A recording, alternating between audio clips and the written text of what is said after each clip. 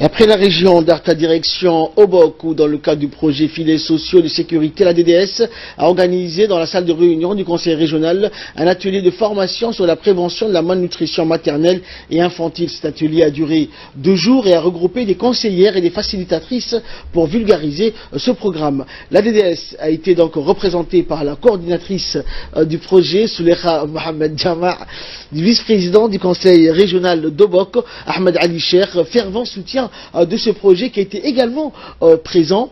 Ce projet vise un changement de comportement à travers divers canaux de communication et de prestations tels que les visites à domicile, l'organisation des séances d'information en groupe, des conseils pour préparer les repas sans amoindrir les valeurs nutritives des aliments ou des bonnes pratiques sanitaires. Que la DDS en collaboration avec la Banque mondiale a établi ce projet. Nous sommes aujourd'hui à Obok pour la mise en œuvre d'une formation qui est destinée aux mères conseillères et facilitatrices du projet. Cette politique de lutte contre la malnutrition concerne essentiellement les femmes enceintes, les femmes allaitantes et les jeunes enfants. Cette approche permet de détecter la malnutrition et offre à cette population cible un accompagnement effectif en termes de nutrition pendant la grossesse jusqu'à ce que l'enfant ait 5 ans. Dans le cadre d'une situation de malnutrition avérée, les décisions qui s'imposent consistent essentiellement en une récupération nutritionnelle, des supplémentations, des références vers des centres de santé, ainsi que les visites à domicile qui sont faites par nos mères conseillères.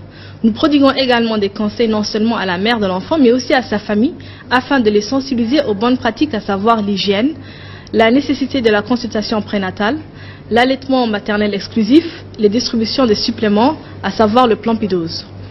Ceci est donc un programme préventif qui permet aux bénéficiaires d'adopter des mesures adéquates pour une alimentation équilibrée.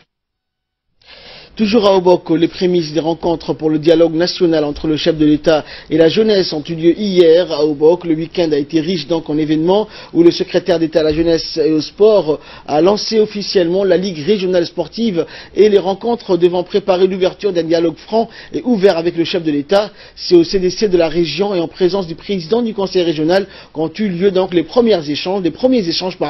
Il s'agit de préparer les jeunes à ce grand rendez-vous avec le chef de l'État. La rencontre est programmée pour fin janvier. C'est devant un parterre des jeunes que les échanges ont débuté. Des cadres du département de la jeunesse et des sports ont été dépêchés pour coordonner l'ensemble des discussions et retenir les thèmes majeurs à évoquer sans le moindre tabou. Cette idée d'une rencontre entre le chef de l'État et la jeunesse a fusé peu après la célébration de la journée nationale et africaine de la jeunesse, où les désirs de pouvoir serrer les mains du président et de l'écouter furent exprimés de manière pressante.